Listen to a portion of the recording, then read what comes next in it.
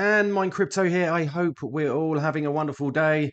Please remember, I'm not a financial advisor and none of this is financial advice, and none of the information provided in this video should ever be seen or taken as a signal to buy or to sell. But as we normally do, we look at these crypto bubbles, and as we can see, the market is blood red.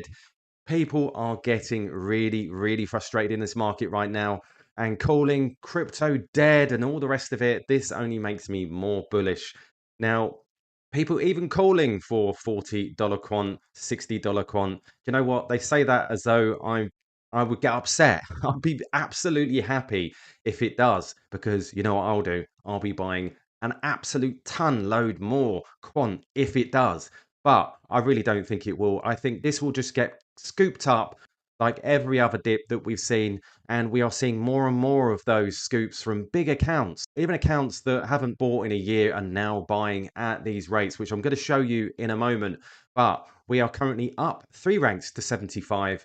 Current market cap dipped below that 1 billion mark. So we're sitting at 923 million. So real still there.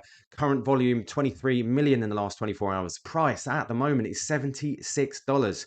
I am scooping it up, but I'm going to make, if it does drop, I'll be buying more and I'll keep doing so. The sentiment out there is absolutely terrible. People believing that we are going further down. Even if we do, I'll be buying more because I understand the technology. I understand what is about to happen with regards to the world of finance and the finternet, as we know the BIS call it.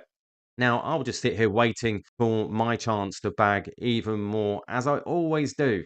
So we see here, we look at crypto quant here, we can see currently the relative strength index, we are oversold. We are sitting below that 30 mark. Wow. Now, if you're unsure about the RSI, indicates oversold conditions where 73% of the price movement in the last 2 weeks have been down and a trend reversal can occur. Now, if we also look here, we can see the overall exchange reserves still sitting just under that 1.6 million on the full exchange reserves. This includes derivatives as well. But if we look at the spot, we can see it's still going sideways at that 250 odd thousand on spot exchange. So things haven't really changed. They're still the same amount on there. It's not really gone up that much. Now, as we've seen over the last few days, some large buys today. Many will tell you, many will have you believe that quant is dead. But we're seeing some savvy, smart buyers will show you it's not. Now, two texts of 2,000 quant each today, total 4,000 quant. This particular wallet had previously sold out over a year ago. Now they're accumulating again. Doesn't take a genius. And I'm seeing so much of this. I'm seeing these big orders come in because why? They obviously see the same thing as you and I. We are waiting, we are patient because it's time in the market. That's what I'm calling. So we also see this new wallet scooping and definitely taking the opportunity. The CB to private wallet of 2,334 quant in the last 3 hours.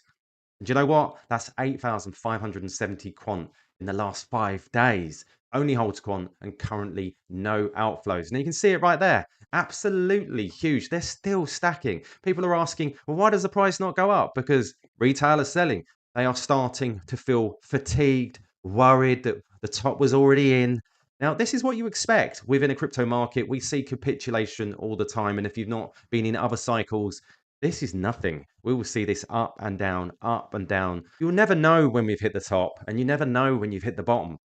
But I know what I'll do when it comes to selling my other coins, because I will be holding my quant for some time yet until we really mature. Now, again, this move the other day, large amount move from dormant wallet, from private wallet to Kraken hot wallet of 118,000 quant, valued at 9.7 million.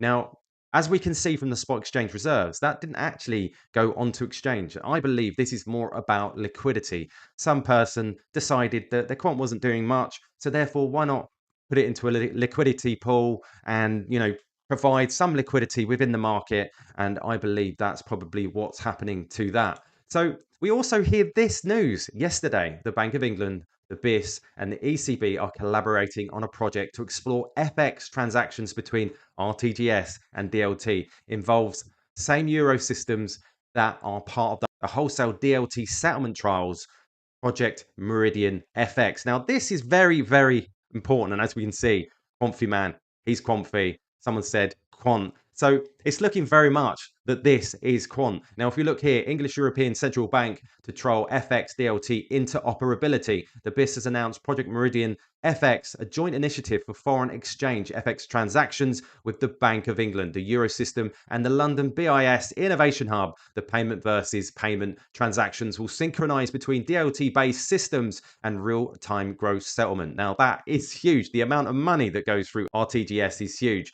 Last year, the Bank of England and the London BIS Innovation Hub shared the results of the first stage of Project Meridian, a delivery versus payment trial. It used the synchronization operator to simultaneously settle a DLT-based real estate transaction and the money movement on real-time gross settlement, RTGS. At the time, it also mentioned the potential to explore PVP as a route to address foreign exchange settlements, which amounted to $2.2 trillion daily in April 2022. Now you see how big this actually is. A previous BIS paper highlighted that the UK has the largest exposure. Project Meridian FX aims to explore how to reduce the liquidity needs of participants compared to the first iteration of Meridian. It will expand the scope of assets and technologies for RTGS synchronization trials. One of the expansions is to interoperate. Now, that word, and we know who works with the Bank of England, we know who works with the BIS, and we say interoperate with the infrastructures used in the European Central Bank, the ECB, and Eurosystem's wholesale DLT settlement trials in central bank money. And we know that wholesale will come before retail CBDCs. This involves 3 settlement offerings, including wholesale CBDC from the Banque de France and 2 interoperability systems that will link the European RTGS systems. The Bundesbank trigger solution links to Target 2 and the Bank of Italy escrow solutions. TIPS hashlink links to TIPS, the Target 2 extension that operates 24/7. Hence, apart from DLT, the experiments also involve connecting one RTGS system to another. The time frame for the trials is late 2024. That fits in with the Eurosystem wholesale DLT work that runs through late November. Now, if you're not bullish, I don't know what will make you bullish, but I'm here, I'm waiting, I'm excited. Price is not a matter to me right now. This is about what's going on behind the scenes. Now let's look at some of this in more detail from Tokenizer here. Project Meridian FX. This is a CBDC proof of concept between the BIS and the Bank of England released in April 2023, 2 months before Rosalind. They're now testing FX settlements with EU Eurosystem. Looking back at Meridian now, I realise many of the quant ties to the Bank of England CBDC were already in place even prior to Rosalind. This was the first project carried out by the BIS Innovation Hub London Centre. The scope of the Project Meridian is simple: synchronization of transactions that utilize components of both central bank real-time gross settlement system and market DLT. In other words, they're looking to interoperate an RTGS, which is legacy financial technology, to DLT. Once again, we're seeing more focus on legacy to DLT interoperability to ensure all components of our finances can work in harmony. As we know, this is exactly what Quant has been building for the past half decade. When looking at the data provided by Meridian report, we can see the alignment. We can see this here. Synchronization is achieved by introduction of new entity called synchronization operator. This operator world interlinked RTGS systems with other financial market infrastructures, FMIs, and ledgers. The prototype demonstrates how DLT network can connect the resilient and secure centralized systems. The API messages exchanged between financial institutions leverage existing global standards for payment messages, namely ISO 20022. And we see here API messages. And what does Quant run? API. And what do we also know that they comply with? The messaging system ISO 20022. So what more can you say? The first thing we notice is how they're so focused on synchronizing the RTGS with DLT. This is given since that's the point of Meridian. But as we look at what they used for synchronizing, the picture becomes more clearer. API messages exchanged between financial institutions. In other words, they're using APIs. So looking very, very interesting. If we move down, further highlight of Meridian looking to synchronize RTGS asset ledgers. Developed APIs that sync an RTGS to LAN registry. Synchronized settlements using an API, using an open API format under ISO 222 messaging format. Harmonized APIs and ISO 222 messages, which is 2 of 19 elements of G20 cross-border roadmap. Each one of these are just a further hinting at the use of Overledger, SATP, and ISO TC 307. First is them directly mentioning how they look to sync RTGS with other asset ledgers and the underlying APIs that sync the legacy system. Not just a single asset ledger, but multiple asset ledgers. That's not cross-chain interoperability, that's multi-chain interoperability paired with interoperating a legacy technology in RTGS. Then there's synchronized settlements using an API formats and ISO 222 messaging. This is in tandem with harmonized APIs with ISO 222 that the G20 is focused on. They've directly stated that the synchronization is orchestrated by both these technologies, something that countries both DLT-based APIs with ISO 222. What could that possibly be? As I mentioned prior, Meridian's report had come out 2 months prior to Rosalind. In other words, there was likely a point where both were being tested at the same time while being in different phases of their pilot life cycle. We know about Quant's ties with the UK government. Rosalind has already publicly stated that they were using Overledger in their report. Could Meridian have been the test before Rosalind to ensure the use of Overledger as the Bank of England's core for CBDC infrastructure? Finally, let's look where Project Meridian is today. And as we can see, Project Meridian FX to build on the findings of Project Meridian by focusing on foreign exchange FX transactions. Meridian FX will test the usability of the SO for different types of asset technologies. So this is looking amazing. The new Project Meridian is now titled Project Meridian FX, as it will now directly testing with foreign settlements and transactions. This is done in collaboration with the Eurosystem, aka the European Central Bank, and the respective central bank members states that they're also under the euro.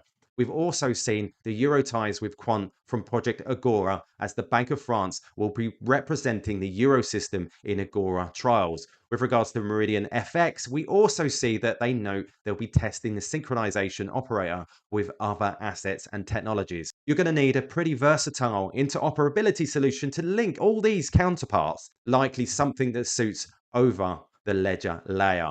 Getting into the specifics, they mention how there will be 2 RTGS systems being linked. This makes sense given that it'll be 2 central banks on 2 different currencies now. Additionally, the interlinking of 2 RTGS systems make it that much more realistic to simulate a real-world modern financial environment.